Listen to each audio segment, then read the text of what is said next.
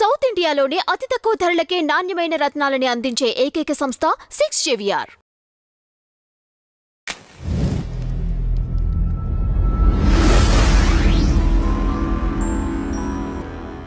Madam నమస్తే. నమస్తే. మోహన్ బాబు గారి విద్యా సంస్థల పైన పేరెంట్స్ అందరూ కలిసి కంప్లైంట్ ఇవ్వటం ఇప్పుడు చర్చనీయాంశంగా మారింది. దీనికి సంబంధించిన వివరాలు ఏంటి మేడం? ఇప్పుడు ఎప్పటి నుంచో ఆ విద్యా సంస్థల్లో కాస్త ఇబ్బందులు ఉన్నాయి అని ఆయన ఒకప్పుడు శ్రీ విద్యానికేతనం స్థాపించి చాలా ఆదర్శంగా నడిపిన మాట వాస్తవం. అలాగే చాలామంది పేదలకి అక్కడ చదువు చెప్పించడం, అంటే ఉచితంగా చదువు చెప్పించడం లాంటి కార్యక్రమాలు మోహన్ బాబు గారు చేసిన మాట వాస్తవం. అలాగే ఒకప్పుడు కరాటే కళ్యాణి కూడా అన్నది, నేను పెంచుకుంటున్న కొడుకుని ఆయనే చదివిస్తున్నారు వాళ్ళ విద్యా సంస్థల్లో, అక్కడ చదువుకుంటున్నాడు అని చెప్పింది. ఇట్లా బాగానే ఉన్నా కానీ మొదటిసారి శ్రీ విద్యానికేతనం వ్యవహారాలు కాస్తంత నెగిటివ్గా వార్తల్లోకి వచ్చింది మటుకు 2018లో అనుకుంటా. ఫీజు రీఎంబర్స్మెంటు డబ్బులు బకాయిలు ఇవ్వలేదు అని చెప్పి చంద్రబాబు నాయుడు గారు సీఎంగా ఉన్న టైంలో వాళ్ళు ధర్నా చేయటం జరిగింది. అయితే అప్పుడు వచ్చిన గుసగుసలు ఏంటి అంటే, జగన్మోహన్ రెడ్డి వీళ్ళని చంద్రబాబు నాయుడు గారి గవర్నమెంట్ మీదకి ఉసికొల్పాడు అనేది కూడా, అంటే దానికి ఒక రాజకీయ అయిన ప్రాధాన్యత సంతరించుకుంది ఆ రోజు ఘటన. ఇంకా తర్వాత మరి ఆయన వచ్చిన తర్వాత, జగన్మోహన్ రెడ్డి వచ్చిన తర్వాత ఫీజు రియంబర్స్మెంట్ డబ్బులు బకాయిలు వీళ్ళకి వచ్చాయా లేదా అనేది ఎప్పుడు పెద్ద వార్త కాల. అంటే వస్తే వచ్చినాయి అని కానీ, ఆ గవర్నమెంట్ ఇవ్వకపోయినా ఈ గవర్నమెంట్ ఇచ్చిందని కానీ ఏవి చెప్పినట్లుగా లేదు. ఒక రకంగా ఏమవుతుందంటే, ఈ ఫీజు రీఎంబర్స్మెంట్ డబ్బులతోటి హాస్పిటల్స్ కానీ, ఆరోగ్యశ్రీ రీఎంబర్స్మెంట్ ద్వారా హాస్పిటల్స్, అలాగే కాలేజీలు ఈ ఫీజు రీఎంబర్స్మెంట్ ద్వారా ఈ కాలేజీలు బతికి బట్టగడుతున్న మాట అయితే వాస్తవం. వాటికి కాస్త అప్పుడప్పుడు మాకు నష్టాలు వస్తున్నాయి అని చెప్తుంటారు వీళ్ళు.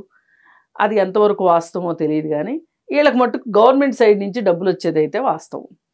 సరే, ఇప్పుడు వీళ్ళు ఏం చేస్తుంటారంటే, ప్రతిసారి ఏదో ఒక అన్వేషణ చేస్తారు, ఒక కొత్త మార్పులు తీసుకొస్తారు. ఈ మార్పులకి ఈ అన్వేషణకి వెనకమాల రూట్ కాజ్ ఒకటే ఉంటుంది. అదేంటి అంటే డబ్బు. అసలు మేము విద్యా సంస్థలు ఎందుకు పెట్టాం? అసలు విద్య అంటే ఏంటి? ఏదో చెట్టు కింద అడవిలో కూర్చోబెట్టి పాఠాలు చెప్పటం అనుకున్నారా? చదువు అంటే ఒక బిల్డింగ్ ఉండాలి, ఒక లెక్చరర్లు ఉండాలి, ఒక టెక్నాలజీ ఉండాలి. ఎన్ని కష్టాలు పడుతున్నాం మేము.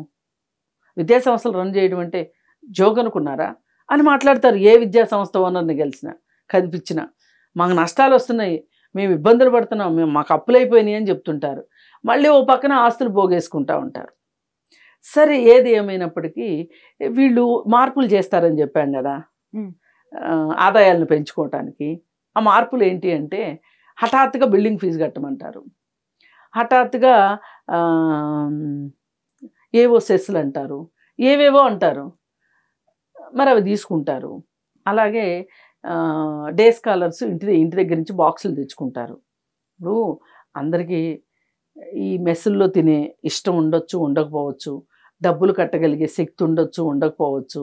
డే స్కాలర్లు ఇంటి దగ్గర నుంచి తెచ్చుకుంటే అబ్బెబ్బే కుదరదు, అట్లా మీరు ఇక్కడే తినాలి, ఆ మెస్ బిల్లులు కట్టాల్సిందే, అవి మాకు లాభాలు అవ్వాల్సిందే అనేది ఒకటి. అలాగే సిబ్బందికి, అంటే టీచింగ్ స్టాఫ్కి కూడా జీతాలు సరిగా ఇవ్వట్లేదు అని మాట్లాడుకుంటున్నారు.